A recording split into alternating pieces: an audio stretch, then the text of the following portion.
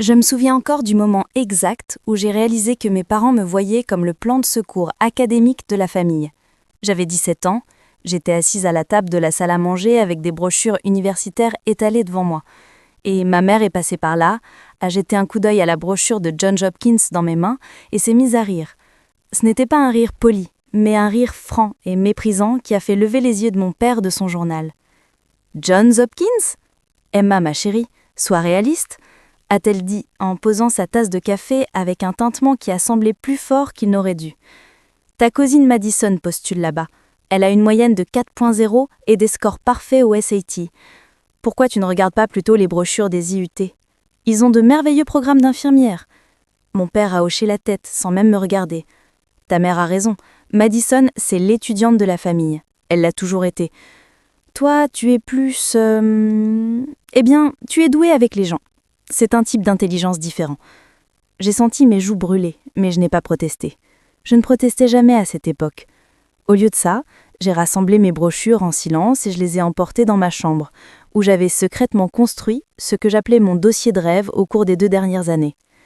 À l'intérieur se trouvaient des tests SAT blancs que j'avais complétés par moi-même, des guides d'études de cours IP que j'avais achetés avec l'argent de mon travail à temps partiel à la bibliothèque, et des impressions de demandes de bourse sur lesquelles je travaillais depuis ma première année de lycée.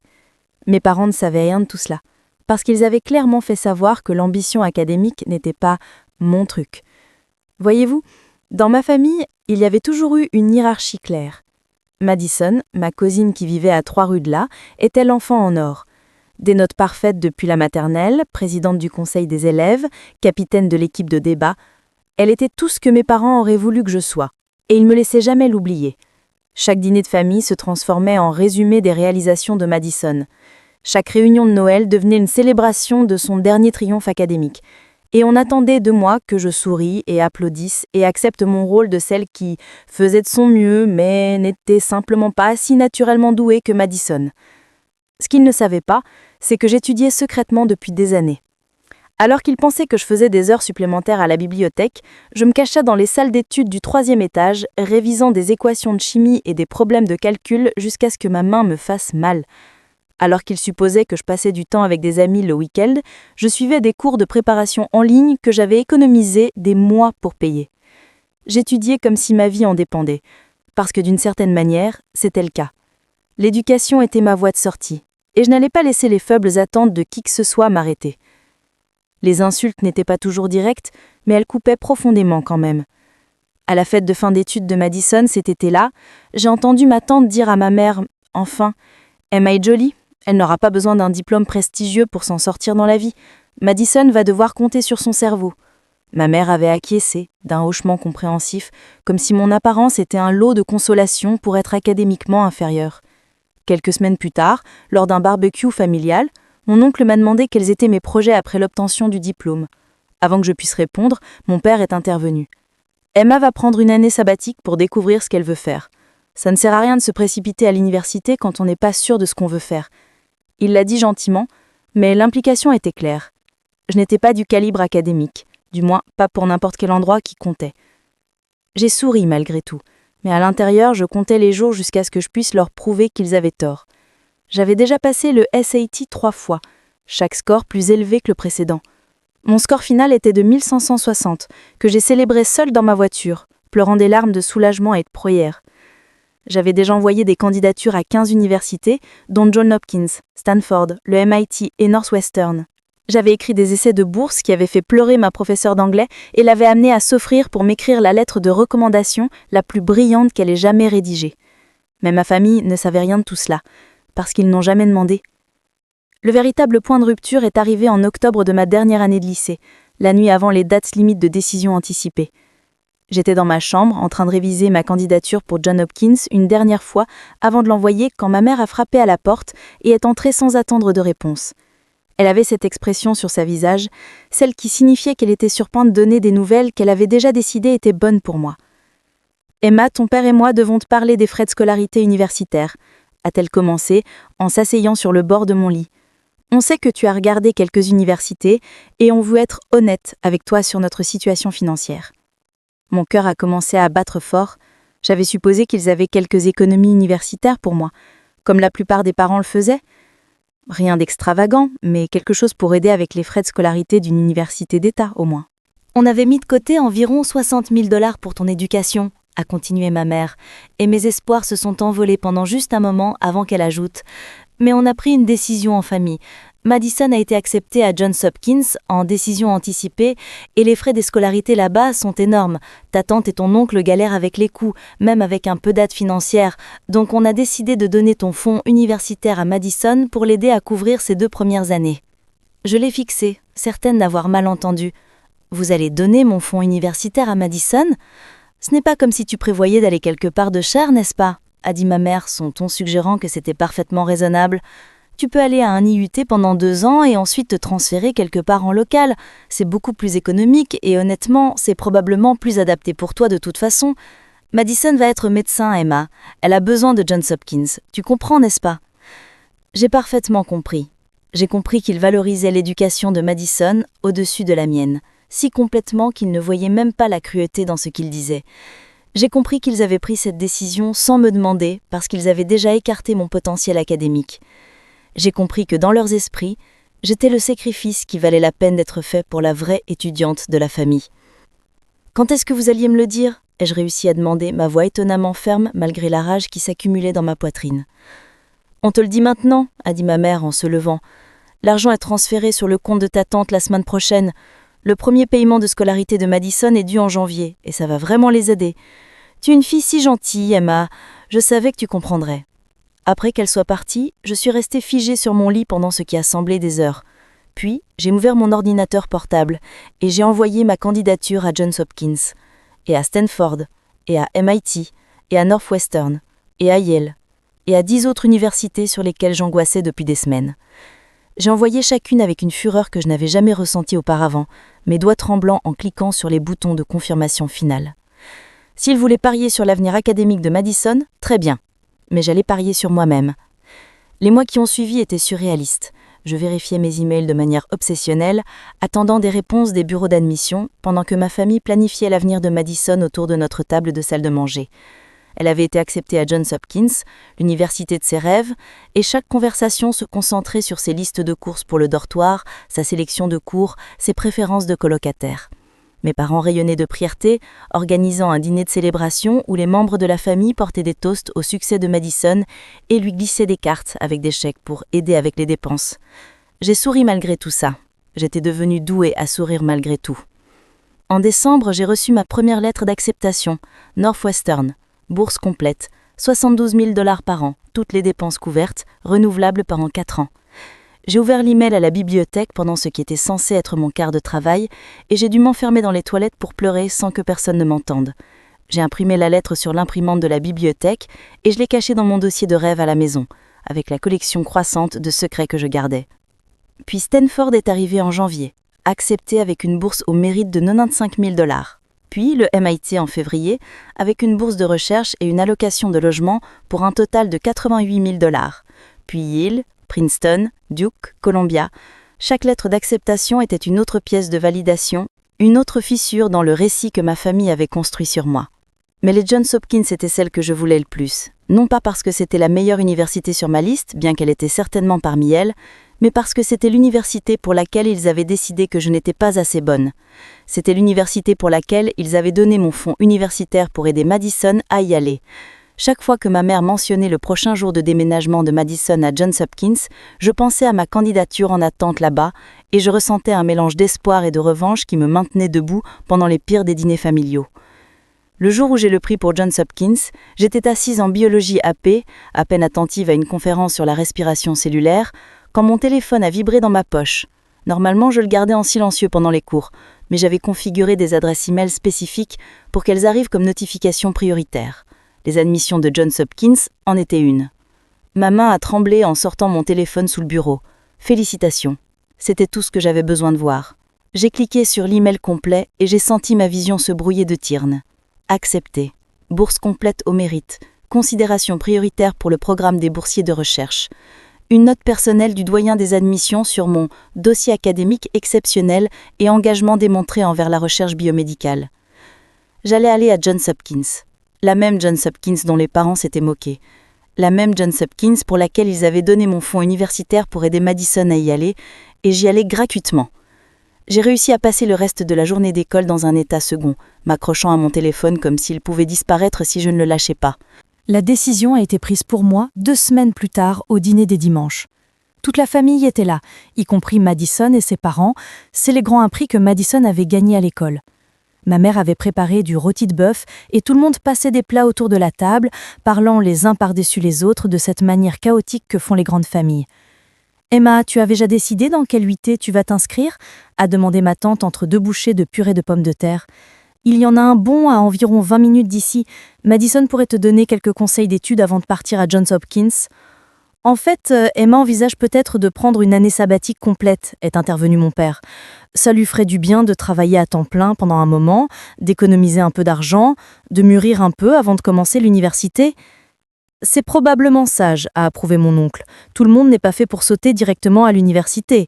Emma a toujours été plus de celles qui fleurissent tard, académiquement parlant. » Madison, il faut lui reconnaître, avait l'air mal à l'aise avec la conversation, mais elle ne m'a pas défendue. Personne l'a fait. Ils ont juste continué à parler de mon avenir limité, comme si je n'étais pas assise juste là, comme s'ils n'avaient pas juste décidé de manière désinvolée qu'une année sabbatique de travail au salaire minimum était mon plafond. J'ai senti quelque chose se briser en moi, pas de manière dramatique, pas de manière explosive, mais silencieusement. Une rupture nette, comme un os qui a été fissuré et qui finalement cède. Je vais aller à Johns Hopkins, et je dis. Ma voix n'était pas forte, mais quelque chose dans mon ton a fait que tout le monde a arrêté de parler et s'est tourné vers moi. « Quoi ?» a dit ma mère, sa fourchette figée à mi-chemin de sa bouche. « Je vais aller à Johns Hopkins. » Et je répétais, plus clairement cette fois. J'ai été acceptée il y a 7 semaines avec une bourse complète au mérite, renouvelable pendant 4 ans, à condition que je maintienne une moyenne de 3,5, valeur totale d'environ 240 000 $. Le silence qui a suivi était si complet que j'ai pu entendre l'horloge de la cuisine faire tic-tac depuis l'autre pièce. « Ce n'est pas drôle, Emma », a dit mon père, sa voix tendue. Je me suis levée, j'ai quitté la salle à manger et je suis allée dans ma chambre. Il pouvait m'entendre ouvrir des tiroirs, fouiller dans des papiers. Quand je suis revenue, je tenais mon dossier de rêve, maintenant épais avec des lettres d'acceptation et des documents de bourse. Je l'ai laissé tomber sur la table devant mes parents, avec assez de force pour faire trembler les assiettes. Johns Hopkins, bourse complète, ai-je dit, en sortant la première lettre. Stanford, bourse au mérite de 95 000 $. MIT, bourse de recherche et allocation de logement, 88 000. Northwestern, bourse complète, 288 000 en valeur totale. Yale, Princeton, Duke, Columbia. Toutes des acceptations, la plupart avec une aide financière significative ou des bourses au mérite. J'ai sorti mon rapport de score SAT ensuite. 1560 au SAT, c'est le 99e percentile d'ailleurs. Je l'ai passé 3 fois pour obtenir ce score. J'ai payé les tests moi-même avec l'argent du travail à la bibliothèque. Puis est venu mon relevé de notes. Moyenne de 4,0, 8 cours AP, président de l'Olympiade des sciences, que j'ai rejoint en première année, mais que je n'ai jamais mentionné parce que personne n'a demandé ce que je faisais après l'école. J'étudie seule à la bibliothèque depuis 2 ans, pendant que vous supposiez tous que je rangeais juste des livres. Le visage de Madison était devenu pâle. La bouche de ma tante était ouverte. Ma mère avait l'air d'avoir reçu une gifle. « Ce n'est possible », a dit mon père, en attrapant la lettre de Johns Hopkins. « Celles-ci doivent être fausses. Tu n'as même pas... » « Même pas quoi ?» ai-je demandé, ma voix toujours étrangement calme. « Postuler ? Étudier ? Essayer ? J'ai fait toutes ces choses, papa. Je ne te l'ai juste pas dit parce que tu avais déjà décidé que je n'étais pas assez intelligente pour que ça compte. » Ma mère a retrouvé sa voix. « Emma, ma chérie, c'est merveilleux, mais tu dois comprendre, on a déjà promis ton fonds universitaire à Madison. On peut pas juste... Je ne veux pas de votre argent. Je ne l'ai jamais eu besoin de votre argent. Johns Hopkins est gratuit. Mon dortoir est couvert. Mes livres sont couverts. J'ai même une allocation pour les dépenses de recherche. La seule chose dont j'avais besoin de vous, c'était que vous croyiez que je pouvais le faire. Et vous ne pouviez même pas me donner ça. » « Maintenant, attends 1 minute, » a commencé mon oncle. « Madison a travaillé incroyablement dur pour entrer à Johns Hopkins. Tu ne peux pas juste... J'ai travaillé dur aussi, et je dis. Et pour la première fois, ma voix s'est brisée d'émotion. J'ai tellement travaillé, j'ai étudié jusqu'à 2 heures du matin plusieurs nuits. Je me suis enseigné la chimie AP moi-même parce que notre école ne l'offrait pas et j'en avais besoin pour ma candidature de recherche. J'ai écrit 17 essais de bourse, j'ai passé le SAT 3 fois parce que je savais que je devais être parfaite pour être prise au sérieux, et aucun de vous ne l'a remarqué parce que vous aviez déjà décidé que j'étais la moins douée. Madison a finalement parlé, sa voix petite. « Emma, je ne le savais pas. Je n'ai jamais voulu que... Ça ne te concerne pas, Madison. Et je dis, et je le pensais, ça ne te concerne pas du tout. Tu as travaillé dur, tu mérites Johns Hopkins, mais moi aussi. La différence, c'est que tes parents ont cru en toi, et mes parents ont donné mon fonds universitaire sans même demander quels étaient mes plans. Ma mère pleurait maintenant. On essayait d'aider la famille, les parents de Madison ne pouvaient pas. Et je ne suis pas une partie de la famille, ou je suis juste le membre de la famille dont les rêves valaient la peine d'être sacrifiés. J'ai rassemblé mes papiers dans le dossier, mes mains plus stables maintenant qu'elles ne l'avaient été de toute la soirée. Je déménage à Baltimore en août pour le programme de recherche d'été que Johns Hopkins m'a offert. Ça commence le 15 juin. Je vais vivre sur le campus pendant l'été et ensuite je reste pour le semestre d'automne. Je ne reviens pas pour Thanksgiving ma première année parce que j'ai été invitée à participer à une conférence à Boston. Noël est optionnel. Emma, s'il te plaît, a dit mon père en se levant. Parlons de ça. On a fait une erreur, mais tu ne peux pas juste... J'ai déjà accepté Johns Hopkins, et je dis. J'ai signé les papiers de la bourse le mois dernier. Je me suis engagée dans leur programme de boursier de recherche. C'est fait. En marchant vers ma chambre, j'ai entendu le chaos éclater derrière moi. Des voix élevées, des accusations, ma mère sanglotant, Madison essayant de s'excuser pour quelque chose qui n'était pas sa faute.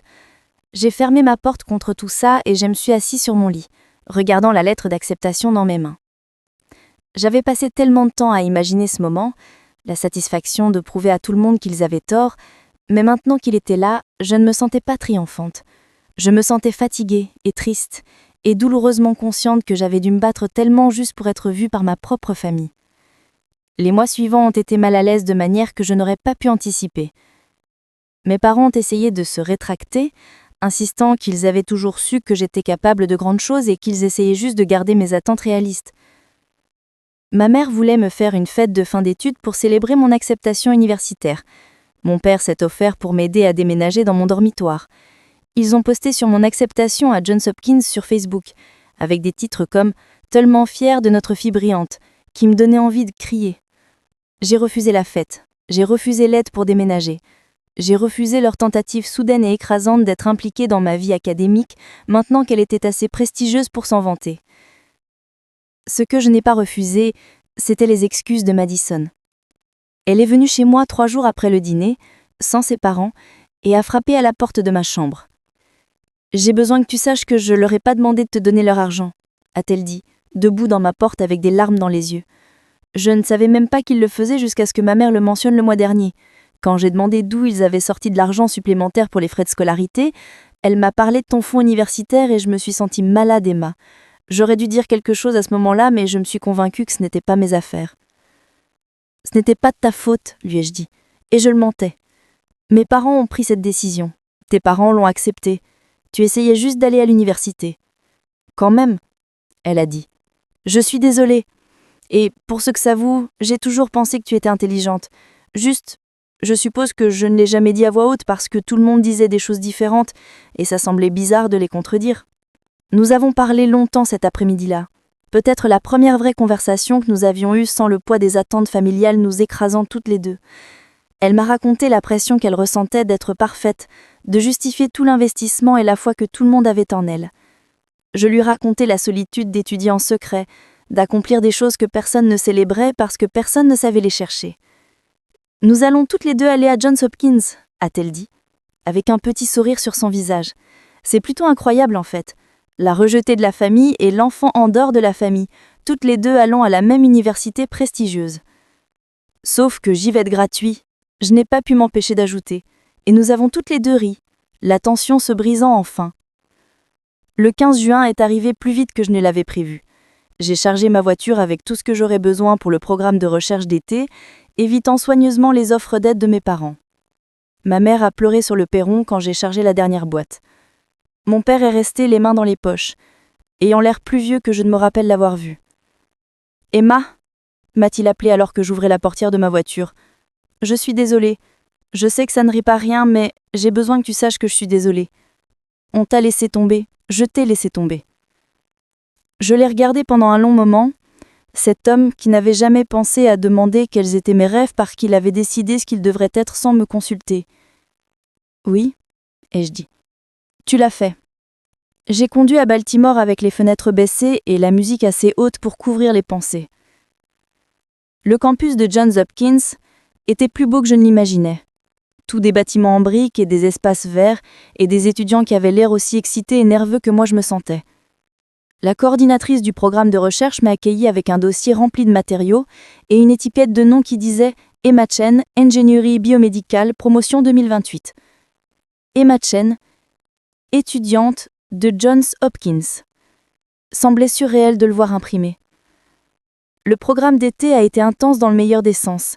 J'ai travaillé dans un labo étudiant l'ingénierie des tissus cardiaques aux côtés d'étudiants gradués et de professeurs qui me traitaient comme un collègue, pas comme un cas de charité ou une déception.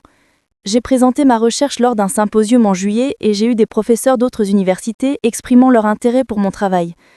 Je me suis fait des amis avec d'autres étudiants de recherche d'été, des personnes brillantes de tout pays qui comprenaient le langage de la science et de l'ambition. J'appelais à la maison une fois par semaine parce que ça semblait la bonne chose à faire. Mais les conversations étaient rigides et brèves. Ma mère posait des questions superficielles sur mon dortoir et mes repas. Mon père voulait savoir si j'avais besoin d'argent, dont je n'avais pas besoin. Ils essayaient, à leur façon, mais il y avait un gouffre entre nous maintenant, dont je n'étais pas sûre de savoir comment traverser. Madison et moi nous sommes rencontrés pour un café fin août, une semaine avant que le semestre d'automne ne commence officiellement. Elle avait l'air stressée, me parlant de la pression des exigences prémédicales et de la peur de ne pas être assez bonne. Je lui ai parlé de ma recherche et des professeurs qui parlaient déjà de publications avec mon nom dessus. « Tes parents demandent de mes nouvelles ?» lui ai-je demandé, en remuant du sucre dans mon café. « Tout le temps ?» a admis Madison. « Ils se sentent terribles, Emma. Ils savent qu'ils ont merdé. Ma mère continue de dire qu'elle aurait dû leur dire de garder ton fonds universitaire, que j'aurais pu prendre des prêts. Tu aurais pu ? Ai-je demandé, génuinement curieuse. Elle restait silencieuse un moment. Probablement. Ça aurait été difficile, mais oui. Je pense que tes parents voulaient une raison de me donner l'argent. Ils voulaient se sentir comme s'ils aidaient et j'étais une justification pratique. Ça sonne terrible, mais je pense que c'est vrai. C'était probablement vrai.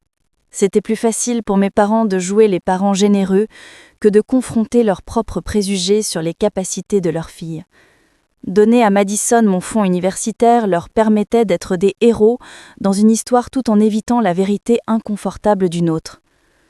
Je suis rentrée à la maison pour Noël, principalement parce que ma mère a appelé en pleurant et en me suppliant de venir. La maison avait l'air pareille, mais tout semblait différent. Il y avait un fanion de Johns Hopkins accroché dans le salon qui n'avait définitivement pas été là avant. Ma mère avait imprimé ma photo du symposium de recherche et l'avait encadrée sur le manteau à côté de la photo de fin d'études de Madison. « On est tellement pro de toi », a dit ma mère au moins 6 fois pendant le dîner.